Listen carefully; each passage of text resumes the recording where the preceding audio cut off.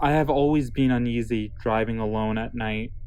It was worst the first few times, when I had just gotten my license, but the nagging fear has never gone away to this day.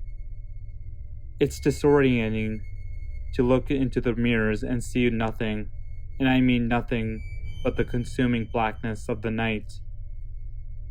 It makes me hesitant to check the mirrors should I see this dark void, or worse, someone sitting in my back seat staring at me. In the summer of 2013, I found myself driving home alone on Highway 902 from a party. It was almost midnight, and needless to say, it was pitch black. As was usual at night, I was on edge.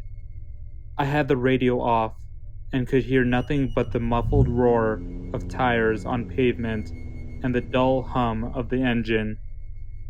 I stole a glance into the middle rear view mirror and saw nothing but darkness through the back window. I know that I looked backward and saw nothing. I'm sure of it. Just the seemingly endless blackness of the night. I remember it so clearly because not 10 seconds later, a car passed me to the left, headlights on. I had one of those sudden adrenaline rushes, like when you think you see a person outside your bedroom window when it's just a tree, or when you start awake at night with the feeling of falling. 10 seconds earlier, nothing had been behind me. Suddenly, a car. I drove all the way home, shivering and knowing something was off.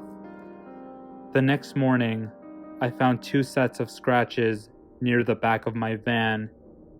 One was on the left rear, one was on the right. The car was pretty old. They could have been there for months. But that was the first time that I distinctly remembered seeing them.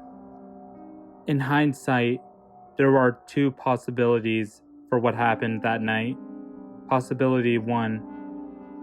By some glitch in reality or something paranormal, this other car had somehow appeared behind me within 10 seconds of me checking my mirror. Like some weird ghost crap or something.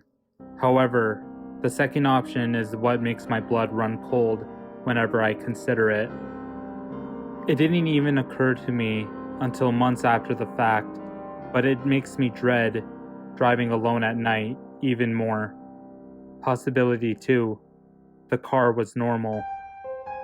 It had approached me from the rear and passed me to my left. However, something large and wide and as black as the night had been clinging to the rear of my car, obscuring my view through the window and leaving deep scratches on the sides.